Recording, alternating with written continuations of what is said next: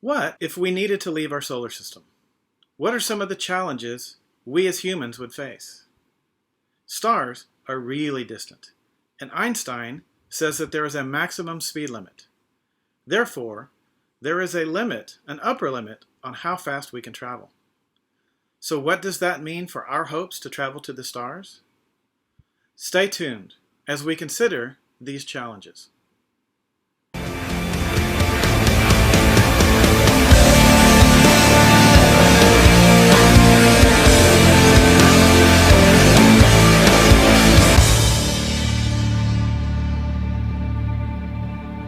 Our first challenge is distance. Our closest star, Proxima Centauri, is 4.2 light years away. It doesn't sound big, but that equates to 25 trillion miles, or, in the metric system, 40 trillion kilometers. Our next challenge to overcome is speed. The current fastest spacecraft is the Parker Solar Probe. Its speed is 154,000 miles per hour. That is a small fraction, about 0.02% of the universe's maximum speed limit. Light speed is the maximum at 186,000 miles per hour, or 300,000 kilometers per second. That means it will take us a minimum of 18,500 years to reach the nearest star. And let's not forget that this is a small spacecraft not designed to carry humans and all of the necessities that we travel with, like food, water, and air. I think you begin to see the problem. To put this into perspective, if you left Earth during the Stone Age, the Upper Paleolithic era, you'd just now be able to use that state-of-the-art stone pot that you created before you left. Your family and friends may even have recorded your journey on their cave walls. This is too slow to be sure. You obviously won't survive the trip. But hopefully, you have good physicians on the trip, and your great, I think you get the idea, grandchild will live to see the new home. Assuming a generation of 20 years, that's 925 greats. That is, if you're counting. The speed of light doesn't provide any good news for us. Einstein says, through the special theory of relativity, that nothing can travel faster than light. Even if we could travel at that speed, our journey is no less than 4.2 years. That's a long time. And at the current fastest spacecraft of 0.02% the speed of light, we are nowhere close to this speed.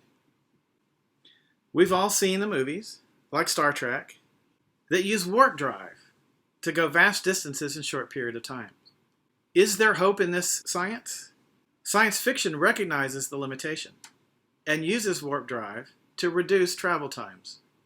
If they didn't, can you imagine your favorite Star Trek episode lasting 18,000 years to get to the closest starbase?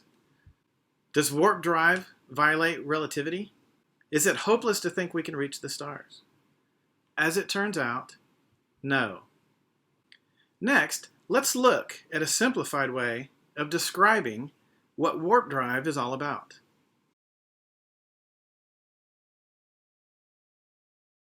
NASA is actually funding some really early research related to the Alcubierre warp drive, which would allow us to appear to be breaking the universe's speed limit by bending space itself around us.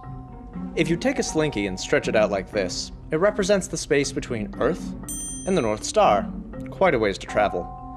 But if we can somehow find a way to expand the space behind us and contract the space in front of us, then we've made it most of the way to the North Star without having moved hardly at all. And that is exactly how the Alcubierre warp drive works. You would contract space far enough in front of you and expand space far enough behind you, leaving you with a stable bubble to ride in your ship. The space in this bubble hasn't been warped, so you still experience time the same way you normally would. That's different from if your ship itself was traveling close to the speed of light, where time would pass more slowly. The idea of space contracting or expanding sounds weird, but the universe has been expanding since the Big Bang, and it's been doing so. So the universe started 14 billion years ago from a single point with a Big Bang. If we assume that it started expanding in every direction at the speed of light, then today it would be 14 billion light years wide. But astronomers have calculated that it's actually over 3 times that size. So this means that it must be expanding faster than the speed of light. It turns out that the universe's speed limit only applies to objects moving through space. Space itself can expand and contract at any speed whatsoever. So, if we can squish and stretch space really fast, we can make it seem like we traveled faster than the speed of light.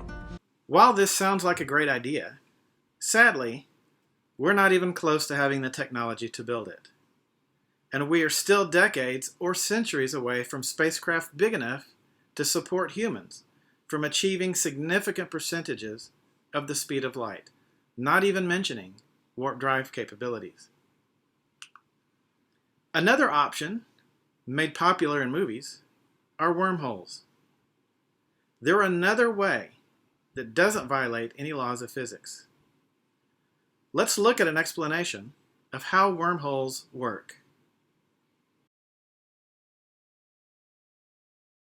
Wormholes are magic doorways connecting 2 remote locations. These cosmic sky bridges would allow us to jump across space and travel in time.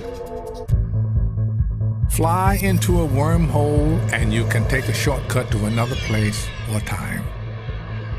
We have no proof that wormholes exist, but there is plenty of solid science behind them.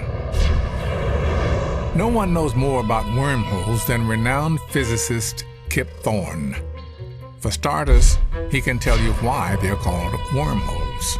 If you have an apple, a worm drills a hole through the apple, reaches from one side to the other. You can think of the surface of the apple as being like our universe, and the worm has gone through some higher dimension to reach the other side.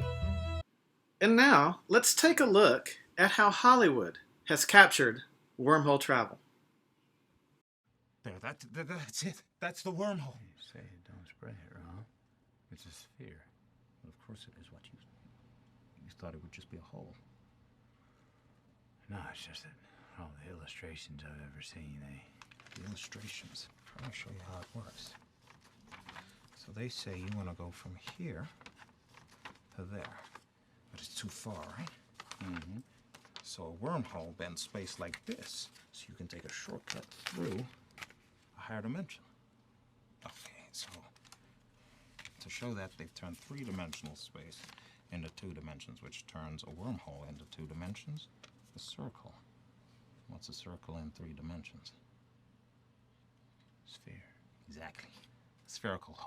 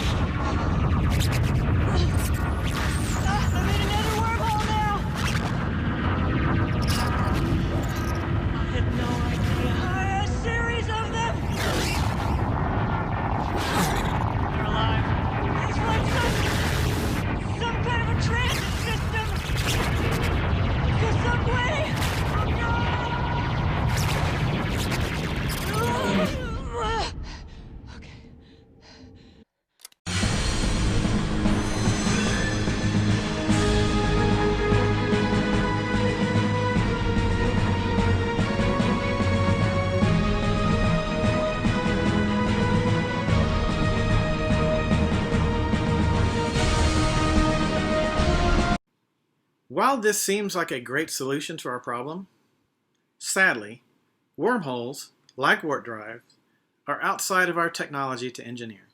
So for now, all we can do is take some advice from the band Coldplay. All we can do is look at the stars, and look how they shine for you.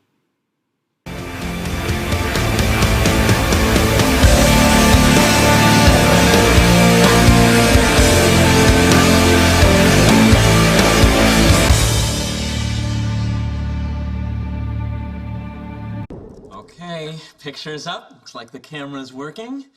That's good quality video. Better be. It's a spare camera for the Mars rover. How do you get your hands on that? $1 million camera, $10 lock. Oh my God, here he comes. This is it.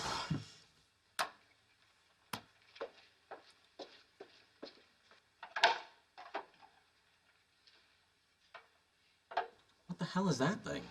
I don't know. This is Dr. Sheldon Cooper. Experimental log. Wormhole generator, test 44. Wormhole generator test. The first 43 parallel universes I've checked proved to be empty. I see no reason to suspect universe number 44 will be any different.